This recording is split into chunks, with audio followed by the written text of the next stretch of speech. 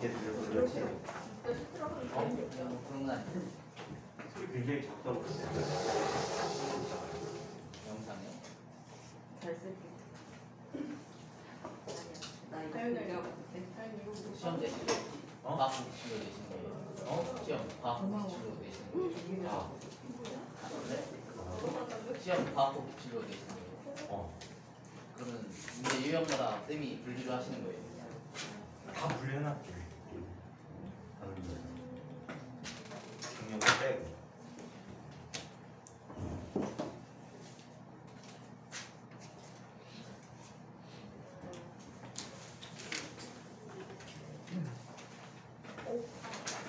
자, 지난 시간에 우리 에너지 T가 만들어지는 과정을 보고 있었어요. 또 나 어깨에 나왔구나. 내가 고통받는 걸 좋아하지 이제. 지금 너무 덥게 나왔잖아. 같은 건 아닌데. 내 쪽에 창문 열어주세요. 추워. 엉덩이 시. 창문을 열고 저거를 닫아주려고. 엉덩이 시려. 에어컨 페이지. 내가 고통받는 걸 좋아하지만 이제 여기는 뜨겁게 여기는 차갑게 만들어. 자, 지난 시간에 우리 이런 걸 살펴봤어. 원자 한 개가 있을 때.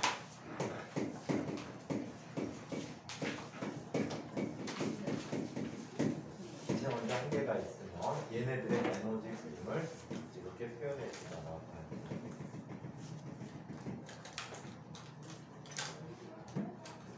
자, 이 포텐셜 에너지 그래프가 되는데 실제로는 전에 따른 그래프가 되는데 얘네들이 어떻게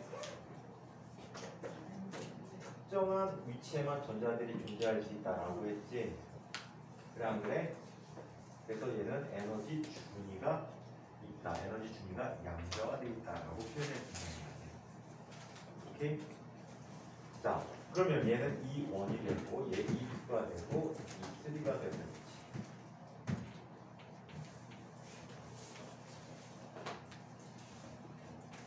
오케이? 자, 그래서 이렇게 나타내는. 이번에는 자, 원자 두 개가 결합된 경우를 한번 보겠습니다.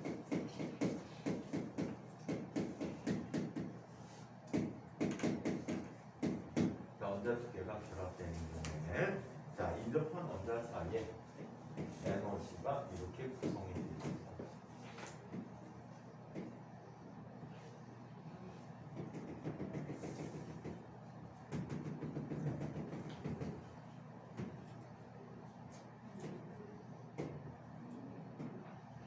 자, 이런 식으로 구성되어 있어서 대개 바닥 상태는 고유한 값으로 나타납니다. 개별적으로. 자, 그 다음에 이 2가 생겨야 되는 영역에 자, 에너지 T가 겹쳐지지. 이 겹쳐지게 되면 우리 파울리 베터 원리에 의해서 같은 양자 상태가 돼버리는 거야. 근데 그 같은 양자 상태의 전자가 두 개가 동시에 존재할 수가 없다라고 얘기하지, 그치? 그래서 자, 얘네들 어떻게 이렇게 분류가 돼 있지? 두 개가 놓여있다. 어저께 초콜릿 받은 사람. 어제가 뭔 날이에요? 초콜릿 팔아먹는 날. 아, 안 팔아줄래? 어? 그걸 안 팔아줄래? 여자친구 없는 게 아니고 제일 견뎌지 못한 녀석들. 저에게 기운이 기가 받았지. 아니. 성원이 받았겠지? 선생님 맞 준 사람. 준 사람이요? 남자친구 있는 거야. 선생님 받았냐고? 예. 받았지. 선생님 못 받은 애가 없어. 아, 받았구나. 자, 뭐 받았다고? 부모님한테. 여자친구한테 받아야지, 받으면. 친구가 없어요. 무서워. 무섭다고? 네? 초콜릿이 무섭다고? 선생님 초콜릿 무서워 해. 정말 왜요? 선생님 초콜릿 중독 한 번, 두 번 크게 하고 나서 초콜릿 거의 안 먹어 지금. 중독이요? 초콜릿 중독. 초콜릿 먹고 기절하는 거야. 초콜릿 먹고 기절한다니까? 아직은 초콜릿 먹고 있나? 선생님이 5살 때인가 4살 때 선생님 아버지가 그때 선생님이 시골 소자 이제 시골 섞었으니까 거기에는 초콜릿 구경하기가 쉽지 않아. 근데 초콜릿을 서울의 그 스윗코너에서 남대문 시장에서 M&M 그 박스로 큰 박스를 사고 있어. 여러 개 들어가. 근데 그거를 밤새 걸 딱 거의 다 먹어버렸네. 그리고 기절했잖아. 병원에 실려가고 막 난리도 아니었어. 일주일 동안 아무것도 못 먹고 죽었다 살아났다 한마디로. 그러고 나서 초콜릿을 선생님 고등학교 2학년 될 때까지 안 먹었구나. 1학년 때까지 아예 안 먹었어 초콜릿을. 그러다가 초코파이가 나오대. 근데 선생님 이제 고등학교 때 하숙을 해갖고 저녁 되면 배고픈데 먹을 게 없잖아. 근데 초코파이를 먹다 보니까 맛있어. 초콜릿 광팬이 돼버렸지. 엄청나게 많이 먹다가 인곽 13개를 될 거야. 인곽 13개를 될 때인데 선생님 학원이었는데 그 지하에 물건 싸게 파는 거 있지, 다이소처럼. 거기 갔는데 99%가 있는 거야. 뭐 카카오 뭐라고 해서 파는 거 있잖아, 그치? 그래갖고 그게 99%가 있어, 일본 거. 그래갖고 한번 도전해볼까? 하고 샀어. 이게 길이 그 바로 되는 거야, 이렇게. 보통 초콜릿 쭉 잘라 먹는 듯이. 그래서 3분의 1을 뚝 잘라갖고 먹었어. 와, 큰 맛이야. 99 크레용 씹는 느낌? 99%니까. 그래갖고 딴 걸 다 쳐먹고 지랄해. 일본 새끼 미친 새끼들이네 하고 책상에 던져놨어. 그랬더니 한 놈이 그걸 또 꾸역꾸역 찾아갖고 오네. 근데 점심시간 때 잠깐 내려가 사온 건데 그 던져놓은 걸 갖고 오고 선생님 이거 드셔보셨어요? 사부장님 내가 먹었잖아. 이걸 어떻게 먹어요? 씹어 먹어. 근데 갑자기 이 새끼가 뚝 하더니 드셔보세요. 그리고 지들끼리 조금씩 나눠 애태태태 하고 자빠졌고 그냥 먹었어. 그리고 수업 다 끝났어. 애들 보냈어. 잠시 후에 속이 푸글푸글 끓더니 진짜 아침 먹은 것 같이 다 토했어. 그게 초콜릿도 아니고 99번 때문에 슬프지. 작년에 받은 초콜릿 집에 어디다 놨는데 아무도 안 먹고 버렸을걸?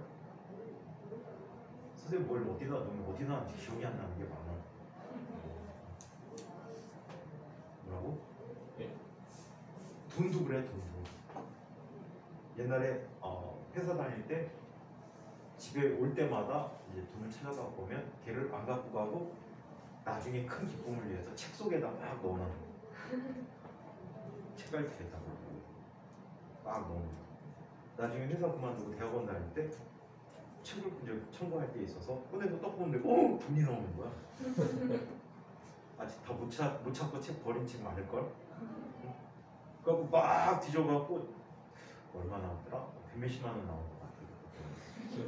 한 달 월급이 선생님이 원래 돈봉이 45만 원이고 그 다음에 특근까지 하면 70만 원 정도 받았거든. 회사에서 돈 쓸 일 없으니까 기본적으로 나가는 적금 외에는 이제 후배들 술 사줬다고. 술 먹어.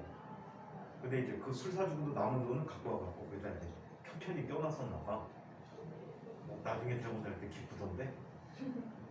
거기서 100몇십만 원이 나왔어. 자, 그러면 이번에는 고체로 나타나는 겁니다.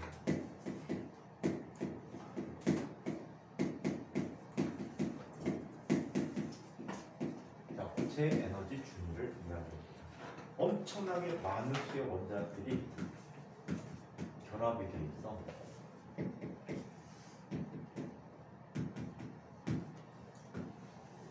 생략이야, 이쪽은.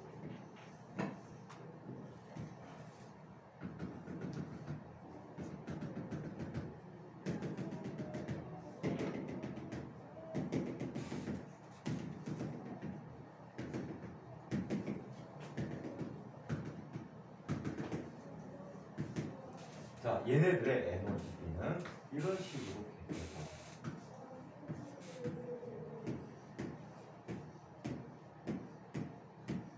이렇게 되는 거예요. 이때 바닥 상태는 거의 다 원자마다 고유한 값들을 갖게 돼요. 자, 그런데 들뜬 상태는 이 문제가 되는 거지. 자, 얘는 만약에 n개의 원자 핵끼리 있었다면 이 에너지 준이 몇 개로 구분되어야 돼? 굉장히 좁은 영역에 n개만큼 있어야 돼. 이런 식으로 겹쳐 있다 보니까 얘는 뭐처럼 보이니? 띠처럼 보이게 된다니까요.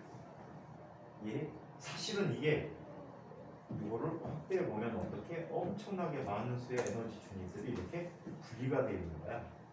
근데 이게 합쳐진 모양처럼 보이게 된다라고 해서 이것을 뭐라고 부른다? 얘네들을 문상이 뭐라고 부른다? 몇 개나 했어? 빼고.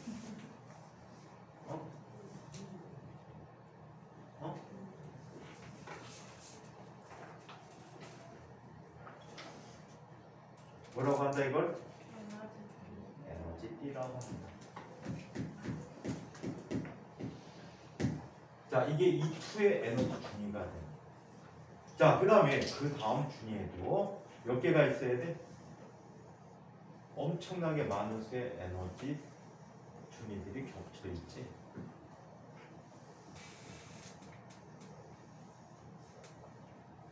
자, 그래서 엄청나게 많은 수가 있어서 이것도 이 사이의 영역에는 전자가 존재할 수 있니 없니? 없어. 오케이? 이 사이의 간격들을 뭐라고 불러? 띠 간격이라고. 이거는 실제하는 공간이 아니고 에너지를 그려준 공간이야. 그냥 에너지 그림이야. 실제 이런 공간의 모양을 갖지는 않습니다. 자, 그렇다면 책 얘기로 이 공간을 한번 정리를 잠깐 해보도록 할게요. 자, 밀집된 원자의 에너지 준위 34쪽이야. 자, 기체 상태일 때 원자의 에너지 준위, 기체 상태일 때는 원자들이 멀리 떨어져 있어 서로 에너지 준위에 영향을 주지 않는다. 따라서 기체 상태일 때 원자들은 모두 그림과 같이 동일한 에너지 준위를 갖는다. 두 개의 원자가 서로 결합했을 때 에너지 준위의 변화. 두 개의 원자가 서로 가까워지면 가장 바깥쪽 전자로부터 서로 전자교대에 영향을 주기 시작한다. 파울리-베터 원리에 의해서 두 원자의 전자들은 서로 다른 양자 상태를 가져야 하므로 에너지 준위는 그림처럼 미세한 차이로 둘로 나뉘어지게 된다. 고체 상태일 때 에너지 준위, 서로 인접한 원자 수가 3개, 4개 이런 식으로 점점점 늘어나게 되면 에너지 준위 또한 3개, 4개 이런 식으로 나뉘어지게 된다. 이때 무수히 많은 원자들이 모여서 실제로 아보가드로수에 해당하는 원자들이 모이는 거야. 10의 23승계 단위로 모이게 돼. 그러면 띠가 어때? 몇 개가 생겨? 10의 23승계 정도가 생긴단 말이야. 그럼 얘는 아주 좁은 영역에 에너지 띠를 형성해야 되기 때문에 걔네들이 어떻게 보여? 겹쳐져서 띠 모양으로 보이게 된다는 이야기지. 오케이? 자, 그래서 무수히 많은 원자들이 모여있는 고체의 경우에는 에너지 준위가 미세하게 달라져 서로 거의 연속적으로 나타나는 이런 무늬를 갖게 되는데 이것을 뭐라고 부른다? 에너지 띠라고 부르고 있다. 자, 고체의 에너지 띠와 전기 전도성에 대해서 한번 살펴보도록 하죠. 오늘 친구만 하는 거지.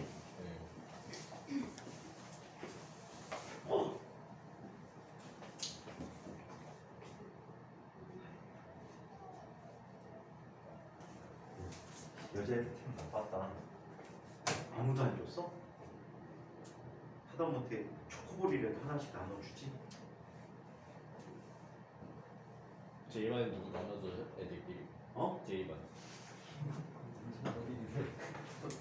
나눠주냐고? 남자애들끼리. 지들끼리 나누는 어때? 아니 그러냐고.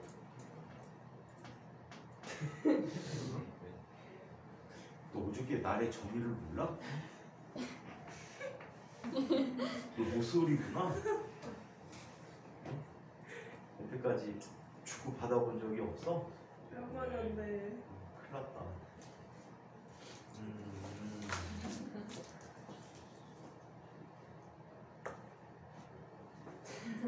이상한데? 자, 그러면 고체의 에너지 P와 전기 전도성에 대해서 살펴보도록 하겠습니다. 무슨 말인지 모르는 거 맞지? 선생님, 어. 근데 이거 입자가 많을수록 E가 두꺼워져요. 아니요, 밖으로 가야지. 아, T는 두꺼워져. 근데 원자핵의 중심에서 가까이 녀석은 원자핵에 의해서 거의 고정된 위치에 있기 때문에 폭이 좁게 나타나고, 바깥쪽으로 원자핵에서 간섭이 적어지고 지네끼리 간섭이 커지기 때문에 에너지 폭이 점점 더 넓어져. 바깥쪽으로 가야지.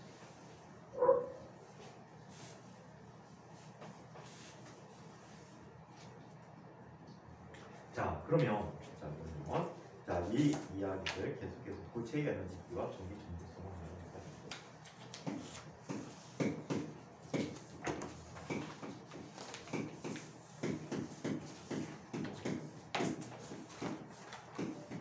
고체의 에너지와 전기 전도성.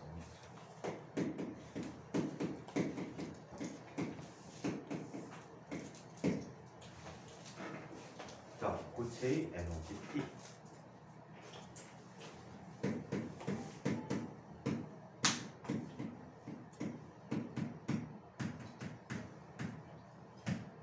에너지 그림을 그려보는데, 자, 얘는 에너지 P들이 여러 개가 있을 거야, 그치?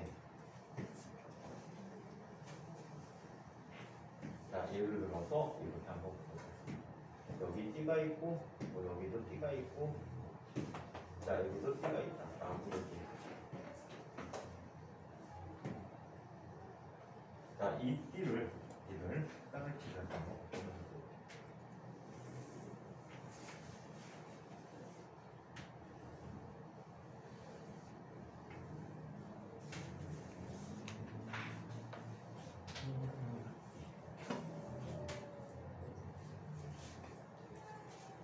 자, 이런 식으로 색깔을 그려서 정리해 볼게.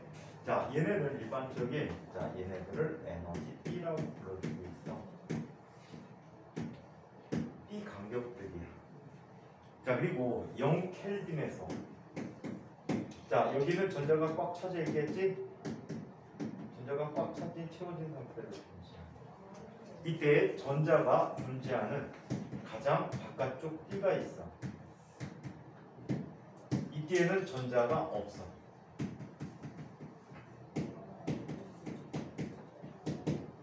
이렇게 얘기했을 때 0켈빈에서, 자, 이 전자가 채워져 있는 가장 바깥쪽 에너지 T를 원자가 T라고 불러요. 오케이? 자, 그리고 원자가 T와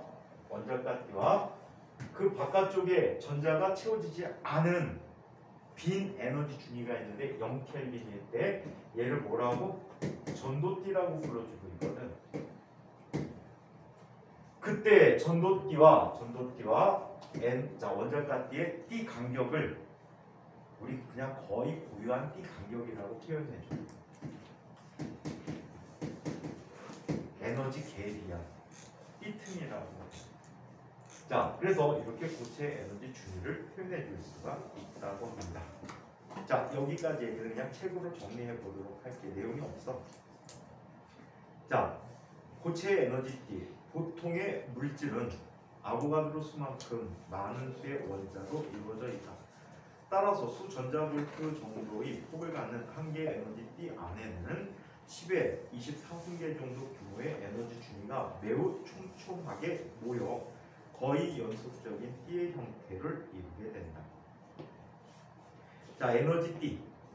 원자 내에 전자가 에너지 준위에만 존재할 수 있는 것처럼 고체에서도 전자는 에너지 T의 영역 안에서만 존재할 수 있다. 이렇게 고체 내의 전자가 가질 수 있는 일정한 폭의 에너지 영역을 에너지 T라고 부른다. 전자는 에너지 T 사이의 영역에 에너지를 가질 수가 없다. 즉 T 간격 사이, T2 사이에는 뭐가 없다? 전자들이 존재하지 않는다. Forbidden 포비든 밴드라고 해서 포비든 밴드라고 해서 허용되지 않은 띠야. 일반적으로 우리 원자과 띠는 뭐 에너지 띠라고 하는 것은 allowed 밴드야. allowed는 허락받은 밴드라는 뜻이야. 그래서 허용된 띠와 허용되지 않은 띠 있는데 허용되지 않은 띠에는 전자들이 존재하지 않는다. 그 에너지 값은 아무것도 없다라고 이야기해. 자, 한편 원자가띠와 전도띠에 대해서 원자가띠 절대온도 0켈빈일 때 고체 내에 수많은 전자들은 에너지 띠의 가장 낮은 에너지 중위로부터 차례대로 채워나간다. 전자가 채워진 에너지 중에서 에너지가 가장 높은 에너지 띠를 원자가 띠라고 한다. 전도띠 원자값이 바로 위에 전자가 채워지지 않은 에너지 띠를 전도띠라고 한다. 수연아 이뻐야지. 눈 깜빡이는 속도가 희수 같아졌어. 안 자고 있었는데. 좀 전에 이랬잖아. 좀 전에 이랬잖아. 기억이 없어? 아니야. 자꾸만 안 잤어요. 푹잠했네. 자, 그래서 이렇게 자 원자까지 있고 전도띠 자까지 설명했고 띠 간격. 자 원자과 띠와 전도띠 사이의 간격을 띠 간격이라고 우리 교과서적인 정의로 얘기해주고 있어. 그래서 원자과 띠의 가장 높은 에너지 준위와 전도띠의 가장 낮은 에너지 준위의 에너지 차이를 띠 간격이라고 한다. 이 띠 간격에 따라서 도체가 될 수도 있고 절연체가 될 수도 있고 반도체가 될 수도 있어. 이 띠 간격이 3전자볼트 이상이면 우리 전자를 올려보내기가 쉽지가 않아. 그래서 걔네들은 절연체 또는 부도체라고 이야기하고, 자, 이 값이 0.5전자볼트에서 3전자볼트 사이 정도 값을 갖는 경우에는 반도체, 접촉돼서 띠 간격이 나타나지 않는 녀석들 또는 에너지 밴드가 에너지 띠가 겹쳐져 있는 경우가 있어. 그런 경우에는 전자들이 쉽게 올라가지, 아주 조금만 에너지만 받아도 쉽게 올라갈 수 있기 때문에 걔네들을 도체라고 불러주고 있다. 자, 도체의 전기 전도성에 대해서 한번 살펴보겠습니다. 도체의 전기 전도성. 번호는 이 생략이야.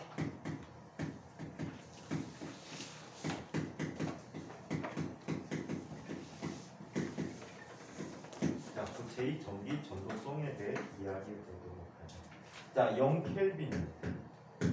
이거는 고체라고 표현하지 않았어. 일반적인 고체 상태의 물질이야. 자, 이쪽에 두 개 띠만 그리도록 하자. 원자가 띠가 있고 이쪽에 뭐가 있대? 전도띠가 있다라고 할게.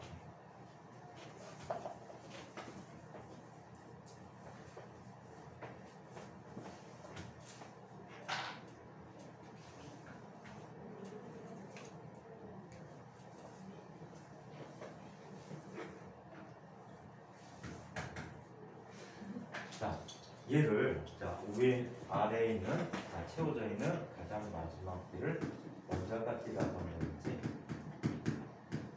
자 그리고 위에 있는 띠를 전도띠라고 했어. 자 이때 0켈빈일 때는 전자가 어디에만 존재해? 원자가 띠에만 존재하는 거야. 오케이? 이 원자가 띠에만 있는 아이들은 원자에 속해 있기 때문에 얘네들은 이동이 불가하다. 오케이? 이동이 불가해서 전기가 통하지 않는다.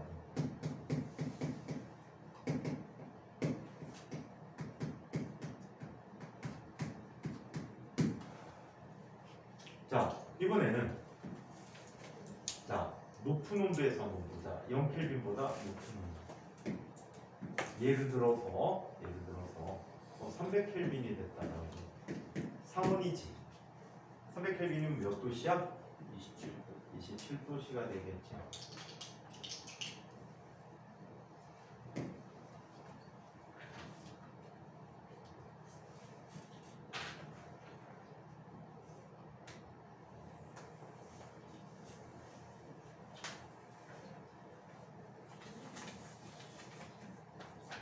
자, 이렇게 돼 있고 전도띠가 어디? 위쪽에 있어.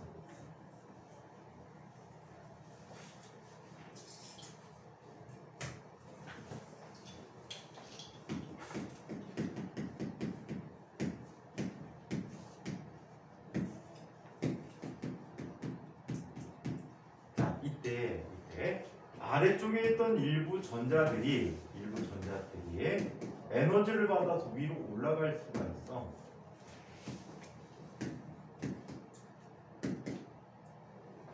그러면 얘가 올라간 자리는 어떻게 되지? 자리가 비게 돼. 빈자리가 되지. 빈자리가 될 거야. 이 빈자리의 것을 우리는 뭐라고 부른대? 양공 또는 정공이라고도 해. 영어로는 홀이야, 홀. 구멍이 생긴 거야. 그리고 이렇게 올라간 전자는 전도대에 있는 전자라 전도전자 또는 자유전자라고 불러줘요. 자, 그래서 이와 같이 이동하는 식이 있다. 그렇다면 자유전자는 자유롭게 이동하겠지. 그죠? 자유롭게 그냥 이동할 테니까 할 것이고. 양공의 이동은 어떻게 설명하는지 한번 살펴보도록 하자. 양공에 의한 전하 운동.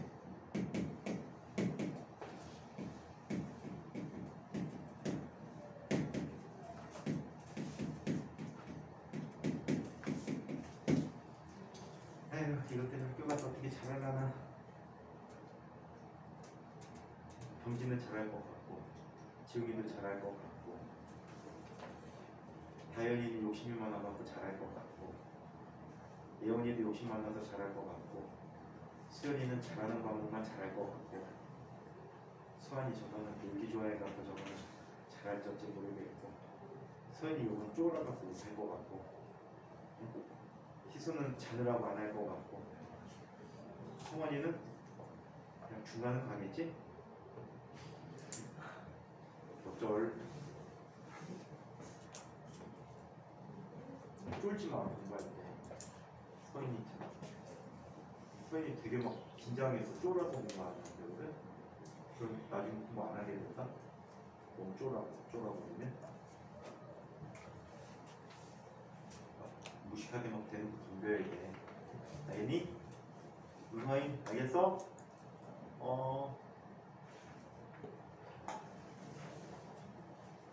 수환이 저 놀고 갔댔더니 얼굴이 허옇게 질렸다. 얼굴이 허옇게 변했어. 저 원래 하는데요. 아니 허혈전에 지금 막 분노의 빨간기가 계속 올라가고 있어. 얼굴 빨개지고 있지 봐봐. 뭐예요? 얼굴 빨개졌잖아. 빨개졌잖아. 알겠어? 이쪽으로 봐봐. 빨개졌어. 죽는 정말. 원래 분노. 손목기가 있었어. 분노할 때. 자, 두고 봐라. 내가 못하나 노나 공부하나 두고 보자. 이러겠지.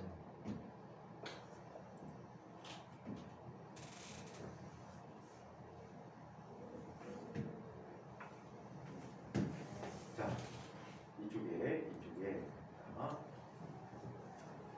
어떤 구체가 있었다.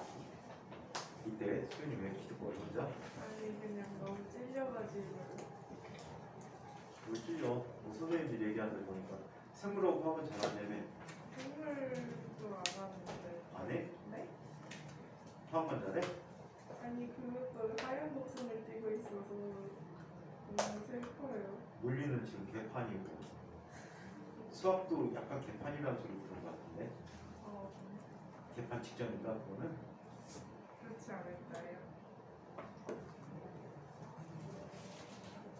올해도 뭐 작년까지 그렇게 베이커리 많이 없었는데 올해 베이커리가 유난히 많아.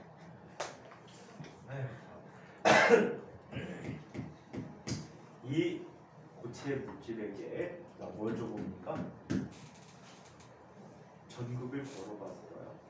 이때 만약에 이쪽에 양공이 하나 있었다라고 한다. 양공이라는 것은 전자가 비운 자리야. 오케이? 원자 핵 내에 속해 있는데 전자가 빈 아이가 양공이 되는 거야. 그러면 이 아이는 플러스극 쪽으로 전자들이 이동하는 성질이 있다 보니까 여기에 있던 전자가 점프해서 이동해 가는 거야. 그럼 이 자리가 어떻게 되지? 빈자리가 되겠지. 새로운 양공이 생긴 거야. 이 양공으로 자 인접해 있는 또 다른 전자가 또 이동을 해. 그럼 여기 또 양공이 또 생기겠지. 그쵸? 대답도 안 하네. 자, 이쪽에 또 인접했던 전자가 이쪽으로 채워지겠죠. 그럼 이게 뭐가 돼? 또 구멍이 되고. 이 양봉으로 또 다른 전자가 또 채워지겠지. 그러면 이 자리가 또 빈자리가 되겠지. 그럼 이쪽에서 전자를 공급하는 거예요. 실제로 보니까 양봉이라는 게 이동하는 게 아니고 누가 이동하는 거였어? 전자들이 이동하는 거였는데 마치 양봉이 이동하는 것처럼 보인단 말이야. 그치? 전자가 이동하는데 전자의 빈자리가 양봉으로 만들어지면서 양봉이 이동하는 것처럼 보이게 돼서 양봉의 이동은 플러스 극에서 마이너스 극으로 나타나고 있다라고 합니다. 플러스 극에서 마이너스 극으로 나타나고 있다. 자, 그러면 책 해결의 부분을 잠깐 정리해 보도록 하겠습니다. 고체의 정리 전도성, 외부에서 전압을 가했을 때 전자가 이동하는 경로로 고체의 전기 전도성을 비교할 수 있다. 고체 내부의 전자에 전기력이 작용하여 이동하려면 전자의 에너지가 증가해야 된다. 즉, 일부 전자가 더 높은 에너지 준위로 이동해야 한다. 그런데 하울 베타 원리에 의해서 이미 채워져 있는 에너지 준위는 전자가 전이할 수 없으므로 빈 에너지 준위가 있어야만 전자가 전이하여 전류가 흐를 수가 있다. 전자가 이동할 수 없는 경우 원자간대의 전자가 모두 채워져 있고 전자가 전이할 수가 있는 빈 에너지 준위가 없어서 전자 이동이 없다. 자, 그래서 내부에 빈 전자, 위에는 전도대에는 전자가 없고 또 내부에 아래쪽에는 원자간대에는 빈 에너지 준위가 없어 전자 이동이 없다라고 합니다. 자, 전자가 이동할 수 있는 경우 전도대에는 비어있는 에너지 준위들이 띠 안에 양봉이 존재하는 거지. 자, 그래서 이 양봉 사이에 전하 이동이 있을 수 있고 또한 전도띠로 전이한 전자는 고체 내부에서 자유롭게 이동할 수 있으므로 전기가 흐르게 된다. 자유전자, 전도띠로 전이한 전자로 작은 에너지만 주어져도 전자가 고체 내부를 자유롭게 움직이면서 에너지 상태가 바뀔 수 있다. 양봉, 원자간띠의 전자가 전도띠로 전이하여 원자간띠에 생긴 전자의 빈자리와 양봉이 된다. 원자간띠의 전자가 빈 자리를 차례대로 메우면서 양봉이 이동할 수 있으므로 양봉은 마치 플러스 전하가 이동하는 것처럼 나타나게 된다. 자, 이쪽 이야기 한번 보죠. 아보가드로수 탄소 12g 속에 들어있는 원자의 개수로 정의되며 1.02 곱하기 10의 23승계를 의미한다.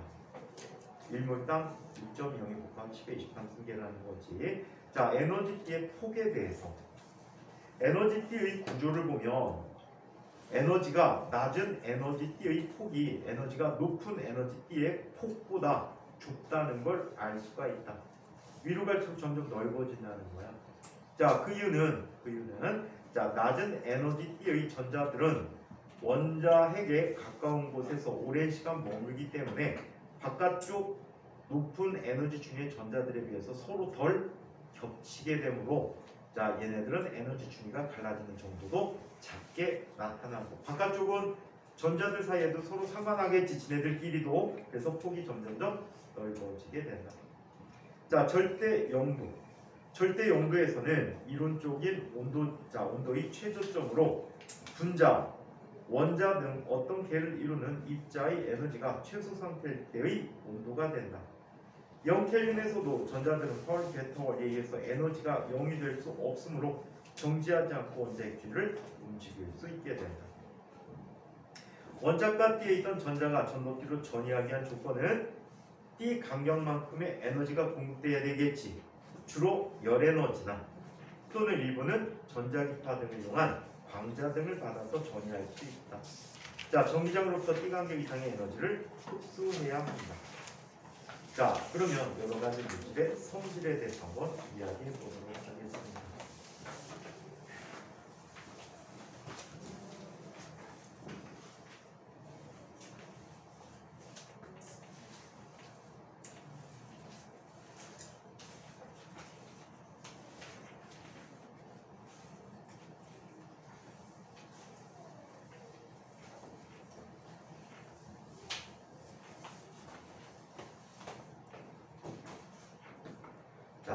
도체, 절연체, 반도체에 대해서 이야기해 봅시다.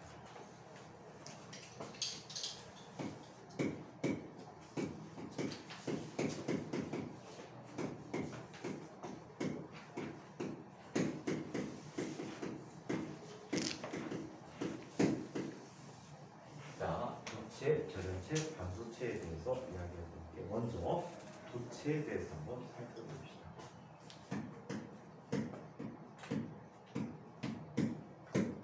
자, 도체는 전기가 잘 흐르는 물질이잖아, 그렇지? 전기가 잘 흐르는 물질로 에너지띠의 구조를 한번 살펴볼게요.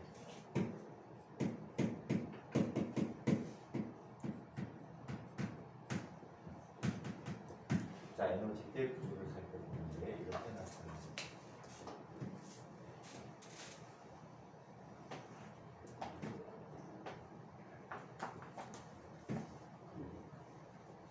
자, 여기에 원자가 띠가 있어요.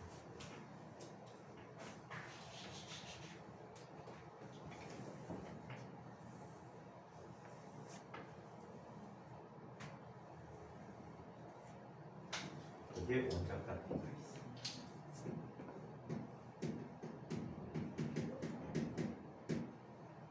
이 원자가 띠와 겹쳐져서 또는 붙어서 전도띠가 나타나요.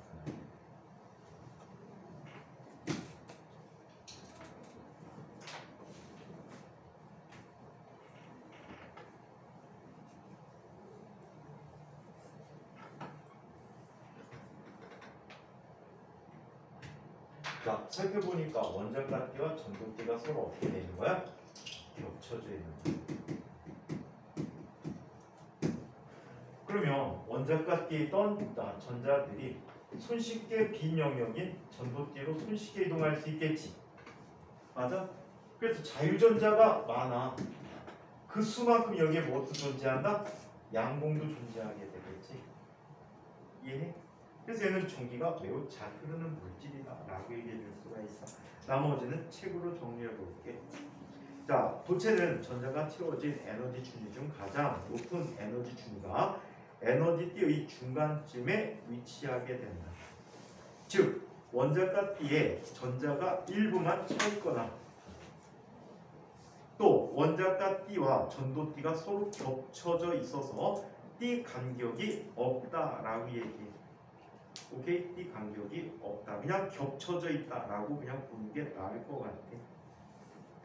자, 약간의 에너지만 가해줘도 원자가 띠의 전자들은 빈 에너지 준위로 쉽게 들뜰 수 있다. 자, 따라서 도체는 작은 전압을 가해주어도 전자가 도체 안에서 쉽게 이동할 수 있으므로 전류가 잘 흐르게 된다.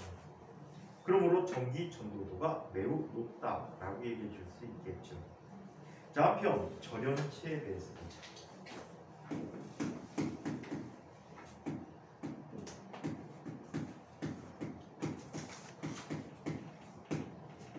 자, 절연체 또는 부도체라고 이야기하는데 얘도 원자가띠의 구조를 한번 살펴볼게요. 에너지띠의 구조.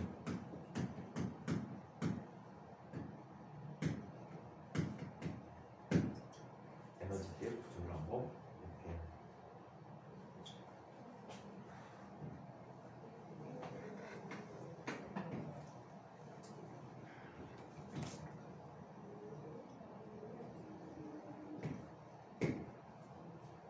자, 얘는 아래쪽에 뭐가 있어? 원자가띠가 있고요. 전도띠가 상당히 높은 곳에 나타나.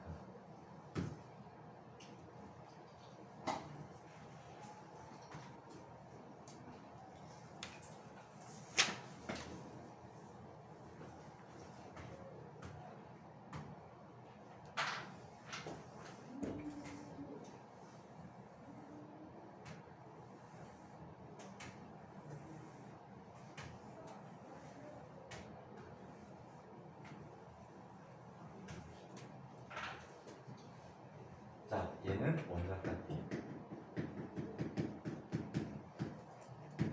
자, 얘는 전도띠가 돼.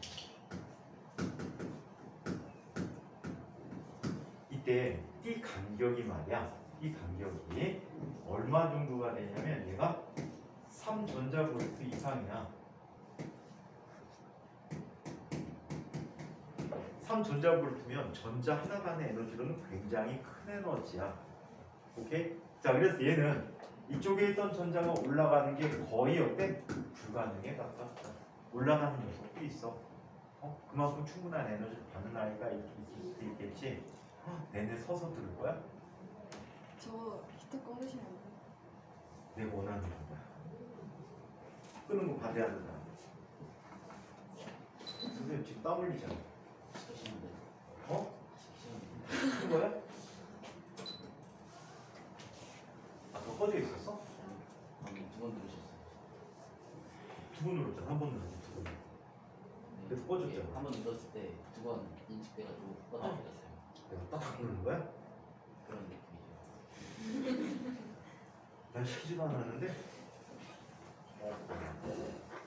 자, 그래서 얘는 전자 이동이 불가능한 자, 이런 상태를 의미한다라고 합니다.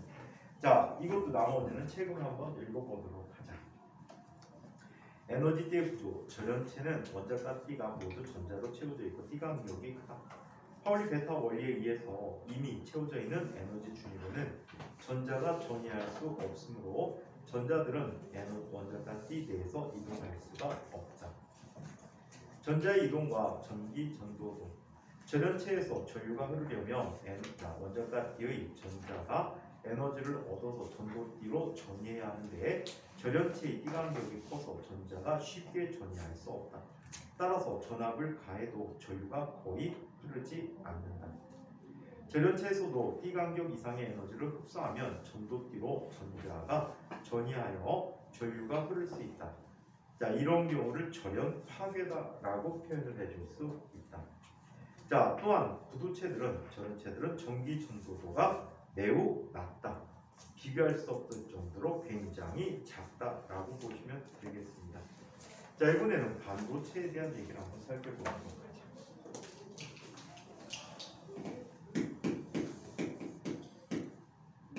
자, 반도체를 흔히 우리 도체와 부도체 중간 정도다라고 얘기해주고 있지. 자, 실제로 특성이 중간 정도가 돼.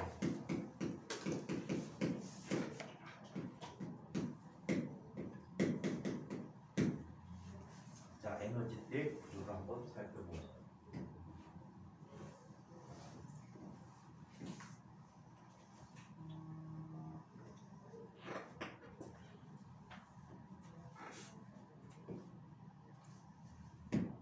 자, 얘는 중간 정도야. 이쯤에 원자가 띠가 있고요. 이쯤에 전도띠가 있어. 노란색 그만하려고 중간 잘라버려야지.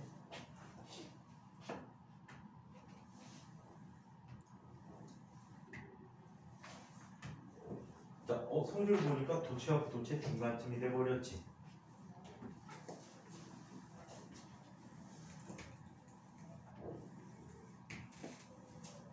자, 이렇게 돼버렸어. 여기 원자가 띠가 있고. 선이 재미없어 죽으려고 하네. 그치? 재미없어 죽겠지. 당혹스러운 표정을 지고 있구나. 자, 전도띠가 있어. 얘는 띠 간격이 어느 정도 되냐면 0.5 전자볼트에서 3 전자볼트 정도 값이야. 오케이? 부도체보다는 훨씬 더 줄어든 거야. 그러니까 이쪽에 있던 전자가 올라갈 확률이 꽤 높아졌지. 올라가 버리면 여기 뭐가 생겼고 자유전자 생겼고 이 자리에 뭐가 남니? 이 자리에 뭐가 남아? 양봉이 남게 되겠지. 양봉이 남게.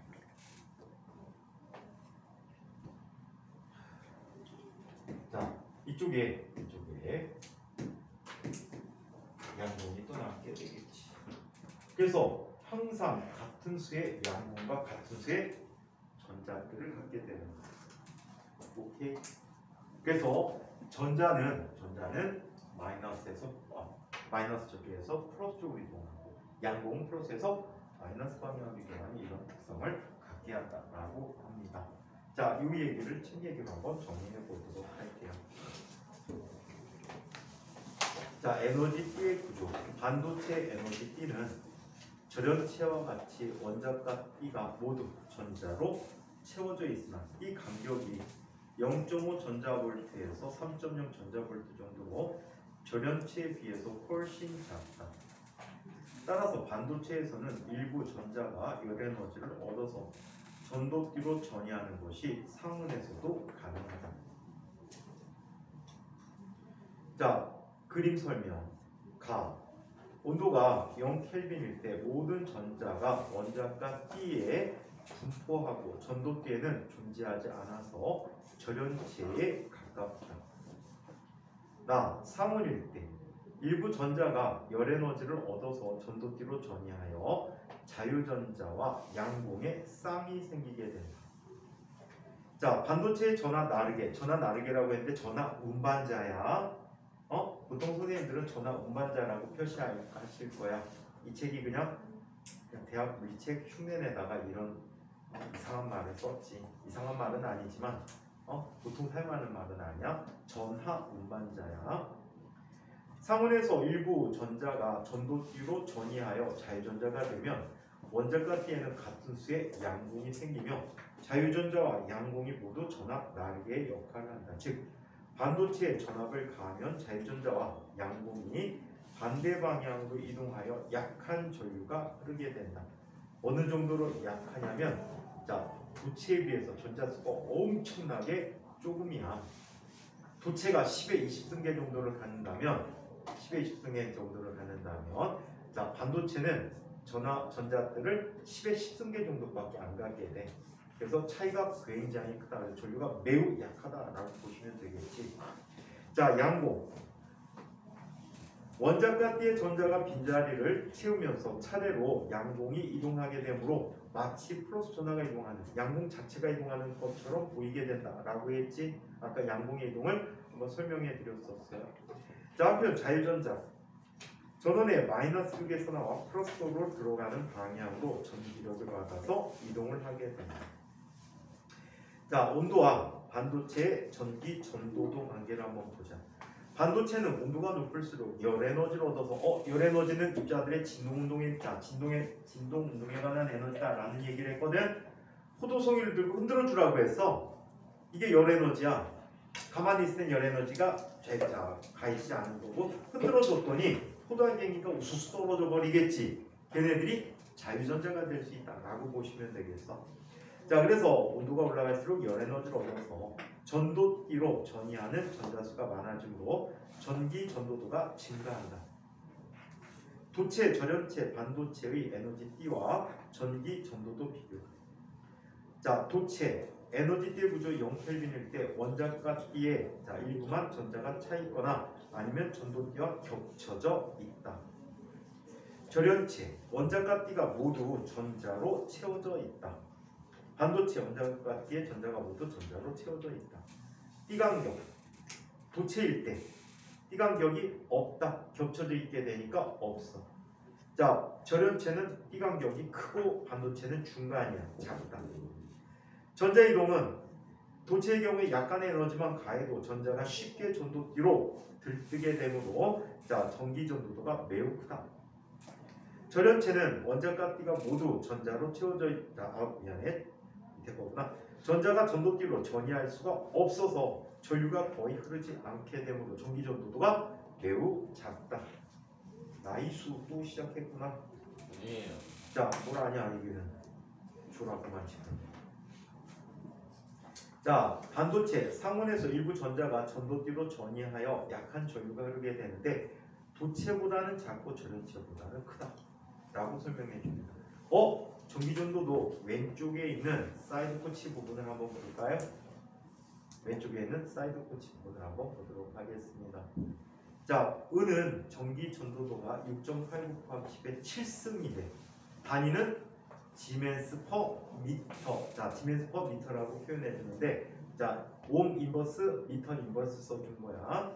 자, 구리는 5.8 곱하기 10의 7승, 금은 4.1 곱하기 10의 7승, 아르늄은 3.5 곱하기 10의 7승, 철은 1 곱하기 10의 7승 이렇게 나타나. 다 대부분 10의 7승대 이상이 되네. 여기서 주어진 정보에 의하면, 그치? 반면에 지웅아 뜨고 있는 거 맞지? 내리뜨지 마. 자는 것처럼 보여. 수환이 너 눈 힘 풀어. 눈 힘 풀라고. 더 커 보이잖아. 원래 이런데. 여기 더 커 보이잖아. 자 그러면 계속 저마늄은 2.1에 어마어마하게 줄었지. 게다가 규소 같은 경우에는 1.6 곱하기 10의 마이너스 3승일에 어마어마하게 더 줄었지. 자 얘네들까지가 반도체야. 유리 봐봐. 10의 마이너스 14승에 10의 마이너스 10승 정도의 값을 갖고 그러면은 10의 마이너스 11승 정도의 값을 갖게 된대. 와 엄청나게 줄었지. 그래서 얘네들이 부도체가 되는 거예요. 오케이? 얘네들은 부도체이다. 자 오른쪽 끝부분을 한번 볼게. 오른쪽 사이드 코치 부분. 반도체와 전원체 띠 간격. 일반적으로 띠 간격이 3전자볼트 이상이면 전원체 0.5에서 3전자볼트 사이의 값을 갖고 있으면 얘네들은 반도체 0.5 전자볼트 이하이면 도체라고 한다. 근데 대부분 도체는 겹쳐져 있어. 이것은 일반적인 기준일 뿐이며 물질을 어떻게 쓰냐에 따라 반도체와 전체로 구분해 줄 수도 있다. 규소 0켈빈일 때 1.17 전자볼트, 300K일 때 1.14 전자볼트. 온도가 높아지니까 띠 간격이 좀 주네요. 저마늄 0켈빈일 때 0.744 전자볼트, 저마늄은 300K에서 0.67 전자볼트, 다이아몬드 300K에서 5.33 전자볼트. 이 정도의 값을 갖는다. 반도체의 전화 나르기의 밀도를 한번 보자. 순수한 규소 결정을 이루는 규소 원자의 밀도는 5 곱하기 10에 12승계 퍼 세제곱 센티미터라고 해. 22승계 퍼 세제곱 센티미터. 즉 1세제곱 센티미터당 5 곱하기 10에 23승계가 23승계 원자가 들어있다라고 해. 실온일 때 규소 결정에서 원자과 띠의 전자가 전도띠로 전이하여 생기는 자유전자 양봉의 쌍의 밀도는 10의 10승계 퍼 세제곱 센티미터 정도로 규소의 원자 수에 비해서 매우 적다. 아주 일부만 자유전자가 되고 양봉이 될 수 있다는 뜻이 되겠지. 반면에 도체인 구리의 전압 나르게는 9 곱하기 10의 22승계 퍼 세제곱 센티미터 정도야. 어마어마하게 많지. 그래서 얘네들은 규소 결정에 비해서 매우 크고 따라서 전하 운반자가 즉 전자가 훨씬 더 많다라고 얘기해 줍니다. 뒤쪽에는 페르미 에너지는 패스 그냥 관심 있는 사람을 읽어보시는데 이 정도 기준까지는 안 냈대요 문제를. 이번에는 세 번째 이야기 바이오에 대해서 살펴보겠습니다.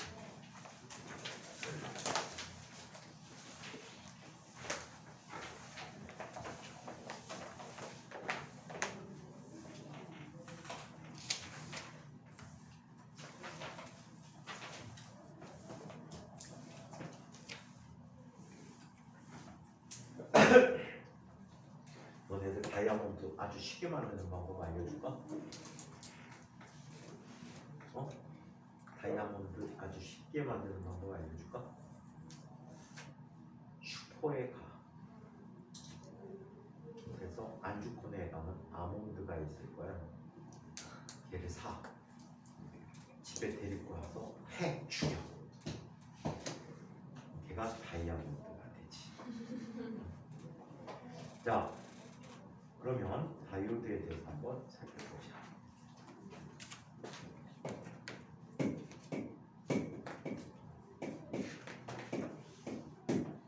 다이오드에 대해서 한번 살펴보자. 반도체 도핑에 대해서 한번 살펴보자.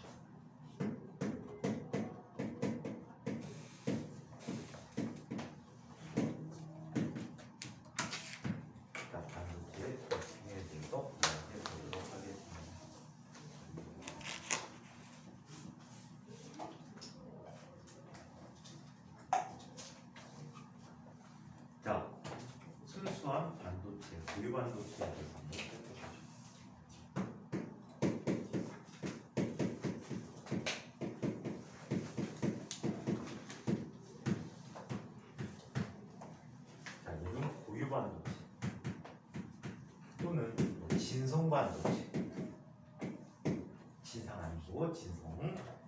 그리고 원소 반도체 뭐 이런 여러 가지 이름들을 가지고 있어요.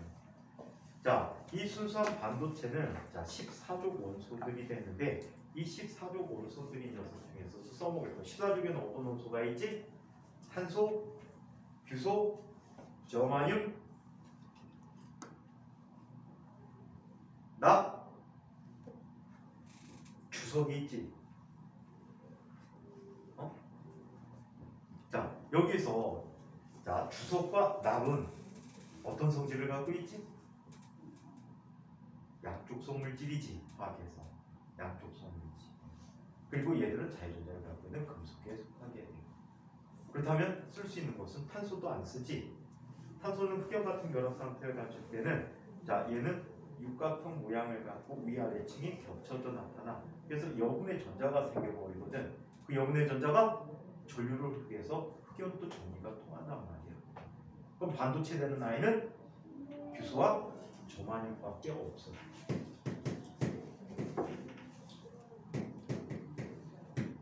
말은 저마늄인데 게르마늄이라고 일상생활에서 얘기하고 있지. 게르마늄. 자 그러면 규소 원자에 대한 얘기를 한번 살펴보자. 규소 원자의 원자과 전자라고 보자.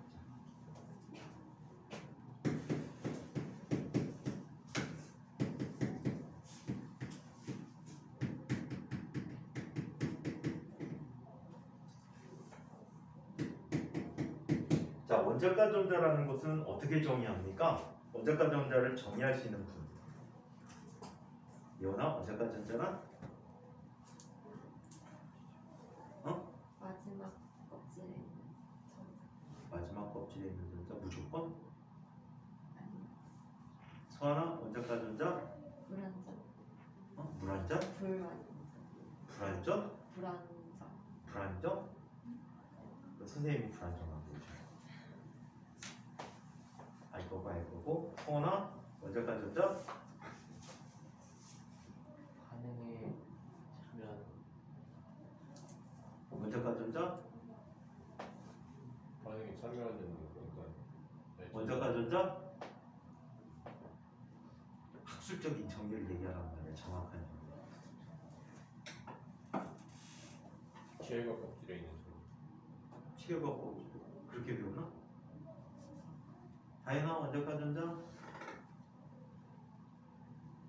수연이가 내려보도록 하겠습니다. 원자과 전자 체외각 전자 중에서 반응에 참여하는 전자. 그거보다 더 기본적인 게 있는데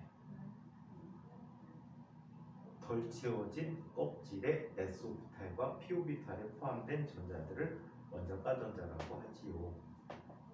오케이? 반응에 참여할 수도 있고 안 할 수도 있고 얘네들은. 자 그러면 얘네들은 이렇게 표현해 줄 수 있네. 규소는 원자 번호 몇 번이지?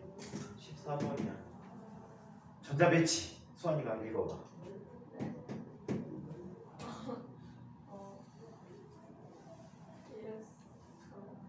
ES2 4 EP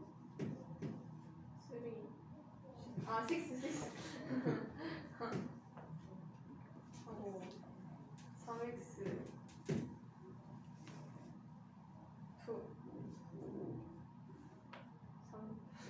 3t 왜 이렇게 늦게 해? 그럴 수 있죠. 수환이가 표절을 줬나 지금? 수현이가? 그럴 수 있어. 누가 한 말이야? 제가요? 왜 음성을 다른 음성으로 보내? 뭐가 나와요? 딴 사람이 얘기한 것처럼. 아닌데? 대학교 가면 애들이 출석에 참여하지 않고 대출을 시키는 경우가 있거든. 큰 강의는 늘 바꿔가면서 대답해. 하도 많이 당하니까 교수가 쳐다보면서 체크해. 나이 든 교수님들은 그냥 대충. 선생님은 거의 수업에 거의 안 빠졌거든. 대학교 다닐 때. 한 번 빠졌구나. 대놓고 한 번 빠진 건 미팅하느라고 애들한테 끌려 나왔어. 딴 애한테 그 선생님 이제 그 교양 선생님은 뭐 하는 분이야? 출석을 안 부르는 분. 그냥 무조건 출석 점수 다 주는 중인데 수업에 빠지고 간 적이 있지. 선생님이 해주신 적은 있어요? 안 해줘 선생님. 미팅도 안 나가 원래. 미팅 나갈 때 선생님은 돈 받고 나가. 주최한 애가 나한테 돈을 줘야지 나갔어. 미팅하면 기본적으로 돈이 들어가잖아. 상대편 거 남자들이 보통 상대편 여자애들이 먹는 것까지 다 제공을 해줬거든 옛날에는. 그러니까 커피 2잔 값. 그 다음에 식사도 하잖아. 식사비 2인분 값. 이거를 주최한 애가 나한테 줘야지 내가 미팅에 가져왔어. 이게 되게 좋았지. 미팅 거의 안 했어. 대학원 때까지 다 해봐. 7번 했나? 싫어해. 되게 싫어. 미팅 나가갖고 본 애 중에 와 진짜 이쁜 애가 한 명 있었어. 어마어마하게 이쁜 애. 아버지가 지금 재벌 회장이야. 현 재벌 회장. 이름만 얘기하면 하는 집에 자식인데 얘가 학교가 이상한 학교야. 순위 여자 전문 학교라고 남산에 있는 학교거든. 그 학교가 왜 이상한 학교냐면 애들이 다 이뻐. 키가 뭐 거의 서인이만 했을 때. 절대 높은 구두 안 신는 애들이야. 높은 구두 신으면 키가 뭐 180대 보이는데. 근데 옛날에 그 학교에 애들이 상당히 이상한 집 자식들이 많았대. 얘가 왜 재벌 자식인데 이상하다고 하면은 아버지가 재벌이야. 근데 엄마가 첩이야. 둘째 부인 자식이야. 재벌 돈 많은데 어떤 여자를 얻었을 것 같아? 엄청 이쁜 여자 얻었겠지. 엄청 이쁜 아줌마를 꼬셔가지고 부인을 삼아갖고 애가 어마어마하게 이뻐. 진짜 이뻐. 근데 그날 되게 이긴 날이었는데 선생님이 소지품 갖고 소지품 고르기로 짝을 골랐거든. 여자애들이 고르라고. 근데 소지품 낼 게 딱 2개밖에 없어. 하나는 볼펜, 하나는 선생님 열쇠고리. 근데 열쇠고리가 우리 선생님 서클 이제 기념 열쇠고리인데 너무 이뻐. 그러니까 누구나 다 탐내는 열쇠고리야. 1년에 한 번밖에 안 만들거든. 그것도 우리하고 졸업한 선배들을 위해서만 한 번밖에 안 만들어. 되게 귀한 물건이야. 되게 귀한 물건인데 이걸 내놓을까 고민을 했어. 그래서 볼펜을 냈는데 그냥 볼펜이야. 모나미 볼펜 있지. 똑딱이. 까만색 흰색 까만. 근데 선생님이 이거 공부할 때 이거 똑딱이잖아. 공부할 때 스트레스 받으면 얘를 물어 뜯었어. 얘를 막 입으로 지근지근 씹다 보면 얘가 이렇게 들어들어가. 이빨 자국 잔뜩 나가고. 그래갖고 선생님은 어차피 대리 출석이거든. 미팅 대리 출석이 뭐냐면 미팅을 하기로 했는데 결혼이 생긴 거야. 빠지는 거야. 애는 급하잖아. 지금 당장 가야 되는데. 그러니까 울며 겨자 먹기로 나한테 돈을 주고 나를 데려가는 거야. 알바비로 아주 좋지. 보통 가면 선생님 산재거주를 해주거든. 가끔 가다 보면 미팅에 나와서는 안 되는 친구들이 있어. 이해해? 그럼 애들이 다 싫어하는 이상의 애들이 있단 말이야. 그러면 애들이 다 눈치 줘 나한테. 초반에 커피 먹다가 딱 정해지기 전에 내가 데리고 나가자. 그리고 보내드리는 거야. 그럼 나는 식사비가 남잖아. 그리고 짭짤한 수입을 거뒀지. 그리고 가라고 오면 여자애는 다시 들어갈 수도 없잖아. 그치? 근데 선생님이 대학교 다닐 때 못생긴 얼굴이 아니었거든.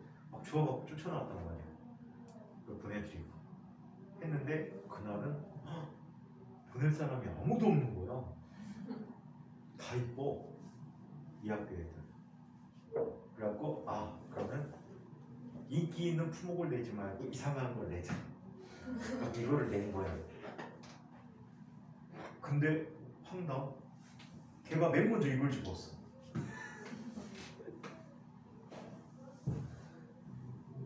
그리고 나중에 물어보니까 왜 이걸 집었냐고 물어봤더니 도대체 미팅에 나오고 이런 걸 소집부 미팅이라고 내는 정신구조가 이상한 정신구조가 궁금했대. 이거 한 번 미팅하고 그냥 빠이 해버렸거든. 한 번 하고 빠이. 그러다가 선생님 친구한테 뒤지게 욕먹었어. 애프터 신청 안 했다고. 요즘 핸드폰 같은 게 있잖아. 근데 옛날엔 없잖아. 삐삐도 없잖아. 집 전화번호밖에 없단 말이야. 근데 심지어 선생님은 나오면서 이름도 잊었어. 근데 애프터 신청 안 했다고 욕 뒤지게 먹었어. 너 걔 아빠 어떤 분인지 알아? 걔 아빠가 산업 프로 가고 너 진짜 죽여볼지도 몰라. 빨리 애프터 신청해. 이름도 모르는데? 그러고 말았지. 진짜 예뻤어. 자, 그러면 규소 원자가 이렇게 돼 있다라고. 규소 원자에 전자 배치가 이렇다면 뭘 볼까? 얘는 원자의 기 양성자 14개를 갖고 있겠지. 전자 이렇게 구성이 되어 있어. 첫 번째 껍질에 전자 몇 개가 있어? 2개. 두 번째 껍질에 전자 몇 개까지 채워지니? 몇 개? 8개까지 채워지지. 그 다음에 세 번째 껍질에 몇 개가 차 있는 상태야? 4개가 채워진 상태야. 오케이? 그래서 얘는 전자 배치가 이러하다. 이때 가장 바깥쪽에 있는 게 바로 규소의 원자가 전자가 되겠지. 옛날에는 이렇게 썼대. SI 쓰면 루이스 전자 점식을 찍어줄 때 옛날에는 이렇게 써. 순서를 정했어. 1, 2, 3, 4, 5, 6, 7, 8 이렇게 정했었거든. 의미는 어떤 의미냐면 얘가 S 오비탈, 얘는 PX 오비탈, PY 오비탈, PG 오비탈 이런 식으로 정의했거든. 근데 요즘 이렇게 안 찍지. 그냥 막 찍지. 그냥 차례대로 돌아가면서 찍지. 요즘 그냥 규칙이 없어져 버렸거든. 옛날에 수능 학교 다닐 때 공부할 때는 이렇게 배웠었는데 규칙이 없어졌어. 그래서 얘는 이렇게 쓰기로 한다. SI 하나, 둘, 셋, 4개가 있다. 원자과 전자가 4개 있고 얘는 주변에 물질들이 또 다른 규소 원자가 있다면 규소는 비금속이기 때문에 어떤 결합을 하지? 공유 결합을 하게 되고 결합선이 몇 개인? 4개인 그러한 결합을 하게 될 것이다 라고 얘기합니다. 그래서 규소의 결합을 한번 보자.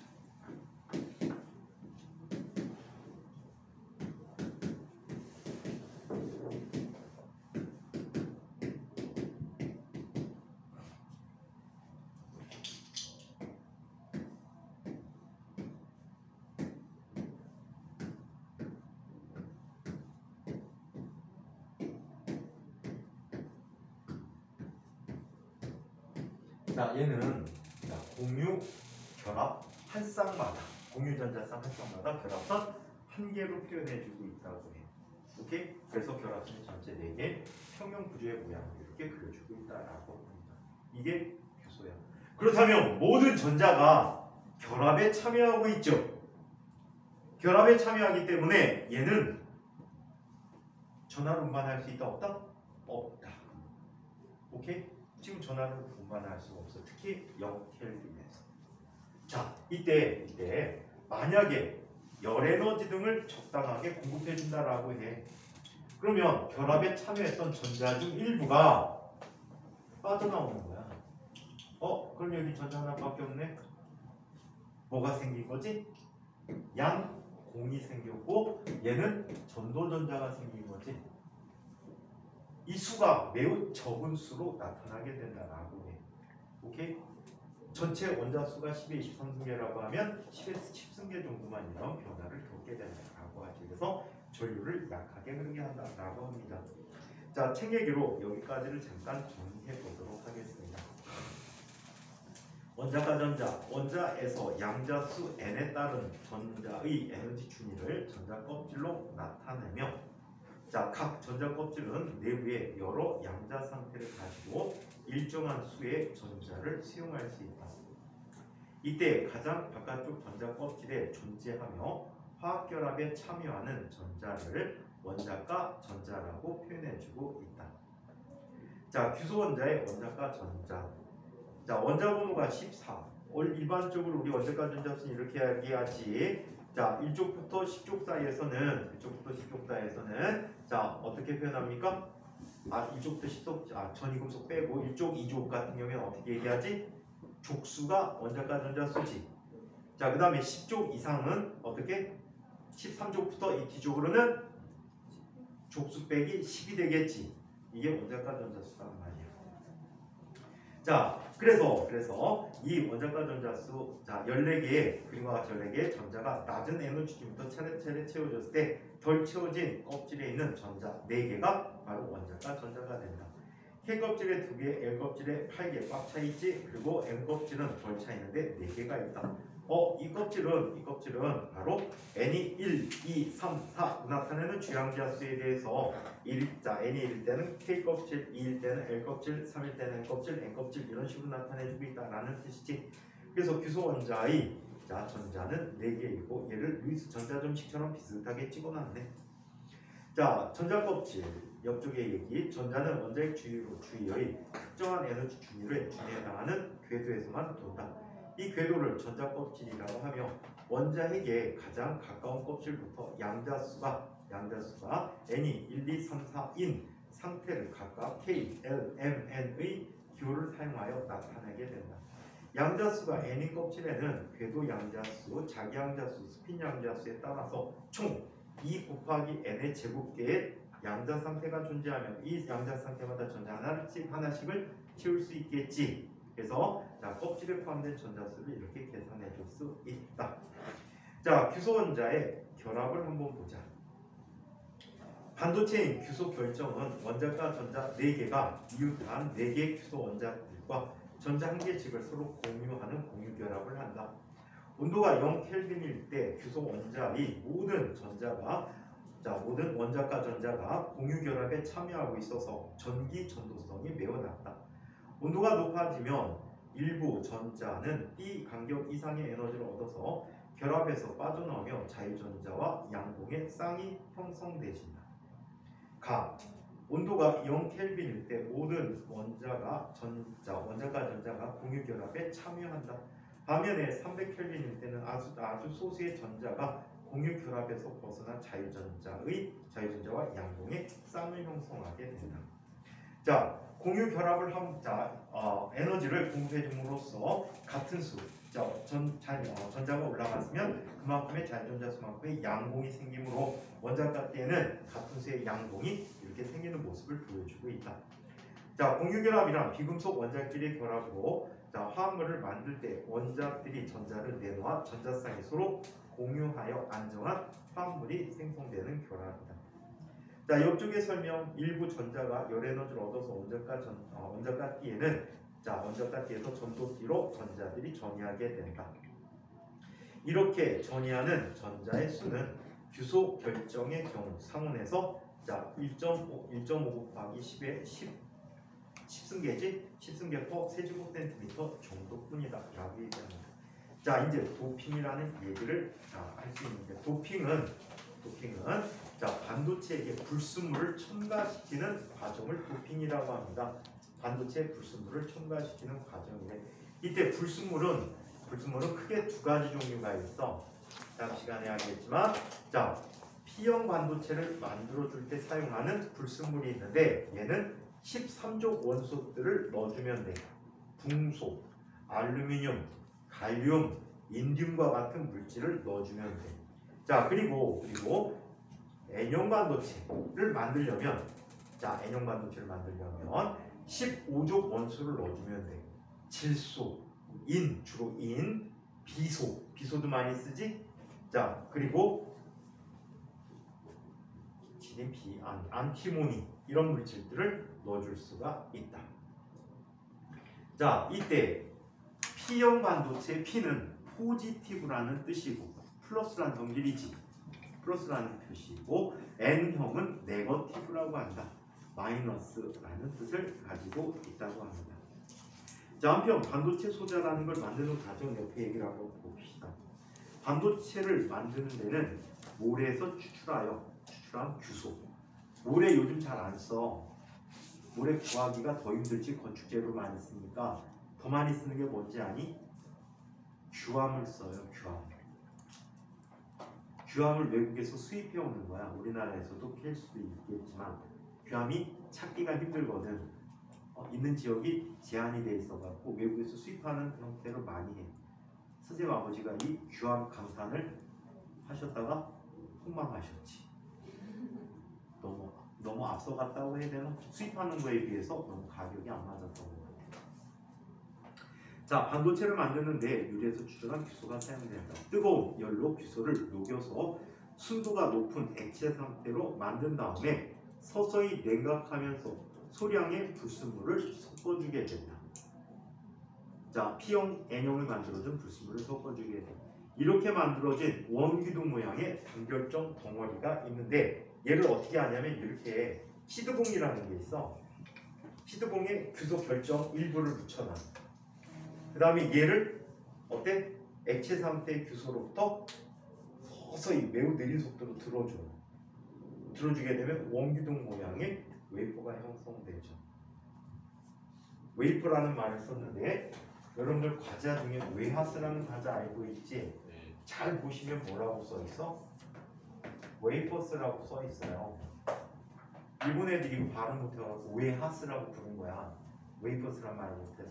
왜? 과자를 보니까 칸칸이 아주 얇은 과자들이 겹쳐져 있잖아. 웨하스. 그래서 웨이퍼스라고 부르는 거야. 그래서 인고트라는 이 큰 기둥, 단결정의 규소 기둥을 얻게 되면 얘를 다이아몬드 휠이나 아니면 물을 이용해서 잘라내. 일정한 두께로 잘라냅니다. 그 한 장 한 장을 웨이퍼라고 부르고 이 웨이퍼에다 여러 가지 패턴을 새겨서 정기적 특성을 갖게 한다라고 하지요. 선생님은 그 시작과 끝을 다 봤지요. 반도체에서 다녔었기 때문에 수가 다 봤는데 이렇게 만들어진다고 합니다. 이 인곳은 현재 우리나라에서 LG화학에서 만드는 걸로 알고 있어요. 다른 데는 못 만듭니다. 자, 아무튼 이런 인곳을 만들어주고 인곳의 단면을 일정한 두께로 얇게 썰어낸 것이 웨이퍼다. 웨이퍼를 연마하고 위에 전기 전자회로를 새겨 넣어서 반도체 소자를 만들어준다는데 나머지 얘기는 다음 시간에 하도록 하겠습니다. 질문 있으시고